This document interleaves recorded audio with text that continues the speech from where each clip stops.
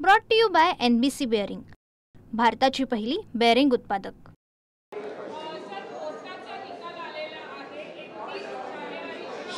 एक मिनिट। 31 जानेवारीच्या आधी निवडणुका घेण्याचे आदेश सुप्रीम कोर्टाने दिले आहेत। वास्तविक पाहता मागच्या हायकोर्टाच्या सुप्रीम कोर्टाच्या निकालाच्या अनुषंगानं पुन्हा कुठल्याही प्रकारे मुदतवाढ ही घेण्याची आवश्यकता प्रशासनाला पडता कामा नव्हती। मात्र हे वेळ काढू धोरण हे सरकारचं होतं आणि आज हा सरकारने निवडणूक आयोगाला मदत न करता जे निवडणुका लांबणीवर घालण्याचा जो घाट घातला होता आज तो पूर्णतः फसलेला आहे। वास्तविक पाहता आतापर्यंत नगरपालिका, महानगरपालिका आणि जिल्हा परिषदा या तीनपैकी एका प्रवर्गातील निवडणूक प्रक्रिया पूर्ण व्हायला पाहिजे होती। आता वार्ड प्रभाग न्याय रचना जी आहे ती अंतिम टप्प्यात आता कुठेतरी आहेत असं म्हणतात।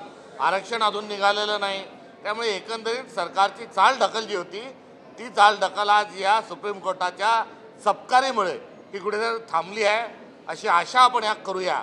मात्र या मंडळींचा काही भरोसा नाही, यांना निवडणुका लांबवायच्या आहेत हे अंतिम सत्य आहे। जेव्हा निवडणुका लागतील तेव्हाच खरं असं म्हटल्यास चुकीचं ठरणार नाही।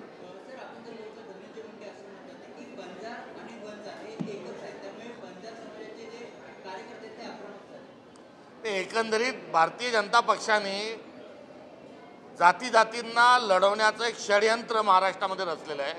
किंबहुना यातूनच हे सरकार मतचोरीच्या सोबतच या कुटील डावातूनच स्थापन झालेलं आहे। त्यामुळे यांना नुसता गोंधळ घालायचा आहे, मूलभूत प्रश्नावरून यांना लक्ष विचलित करायचं आहे आणि एका जातीला दुसऱ्या जातीसोबत लढवून यांना स्वतःची पोळी शेकून घ्यायची आहे आणि यालाच ते पॉलिटिक्स म्हणतात आहे। त्यामुळे फोडा तोडा आणि राज्य करा हे इंग्रजांचं धोरण भारतीय जनता पक्ष जशाच्या तसा अवलंबात आणत आहे।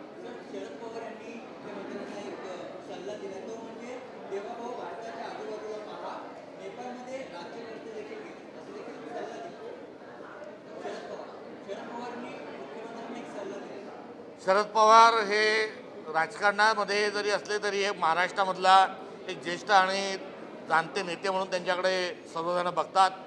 प्रसंगी सर्वजण त्यांची तारीफही करत असतात आणि आता अशा प्रसंगात त्यांनी जर काही सूचना केली असेल तर मुख्यमंत्र्यांनी ती अर्थमुख होऊन तिचा विचार करावा।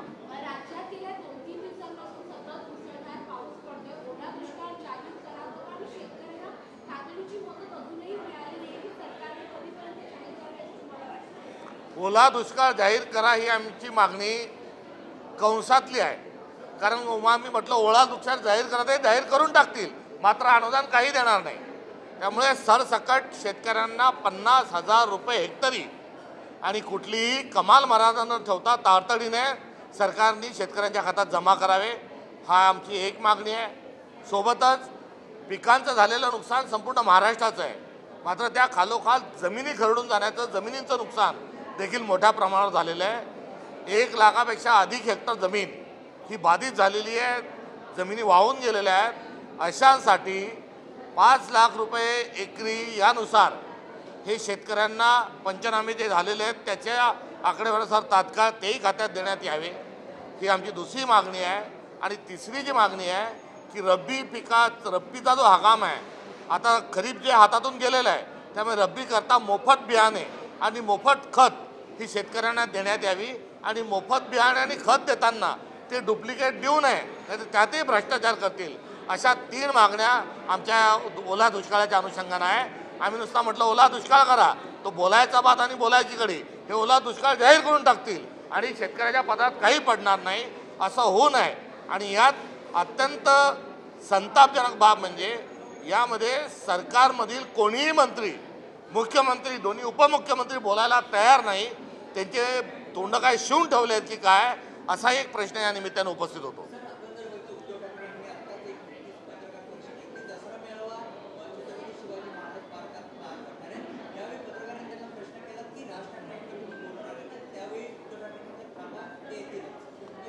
त्यांच्या पक्षाचा मेळावा आहे, त्यांनी त्याच्यावर जे बोललं आहे ते योग्यच असेल, त्यावर आम्ही टिप्पणी करण्याची काही आवश्यकता नाही। अनेक वर्षांपासून त्यांचा दसरा मेळावा होतो, त्यांचा पक्ष आहे, त्याच्यावर त्यांनी बोलणं उचित राहील. मोदी यांचा 75वा वाढदिवस येऊ घातला आहे. ज्या पद्धतीचं संविधान किंवा यापूर्वीचे नियम होते, तर आता 75 वर्षाचे मोदी भाजपचं नेतृत्व करणार का? वाढदिवसाच्या काय शुभेच्छा देणार? शुभेच्छा या वाढदिवसाच्या दिवशी देणं ही भारतीय संस्कृती, हा महाराष्ट्र धर्म आहे, करिता आमच्या शुभेच्छा राहणारच आहेत.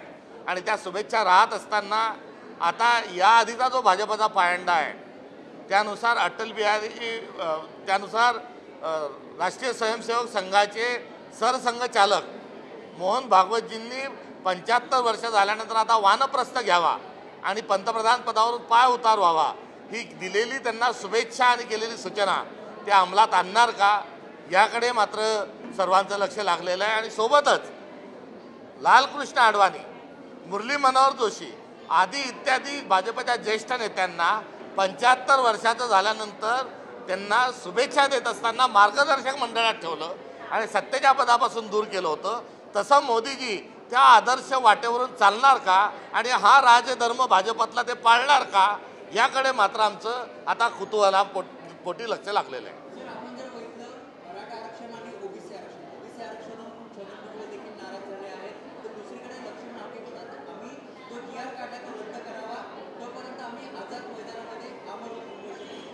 भारतीय जनता पक्षांना सगळ्या जातींना आपसात लढवायचं आहे, सगळ्या भारतीयांना आपसात लढवायचं आहे.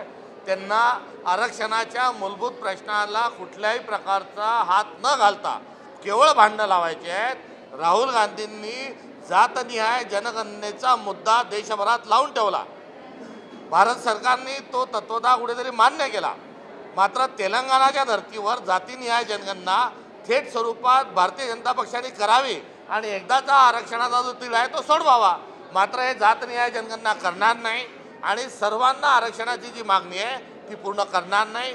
ओबीसी आणि इतर मागासवर्गीय सर्व जे मंडळी आहेत, मागासवर्गीय प्रवर्गातील जी मंडळी आहेत, मराठा इतर सर्व जे आहेत, या सर्वांना आपसात लढवण्याचं कारस्थान भारतीय जनता पार्टी अर्थात देवेंद्र फडणवीस हे करत आहेत. Brought to you by NBC bearing, भारताची पहिली बेअरिंग उत्पादक.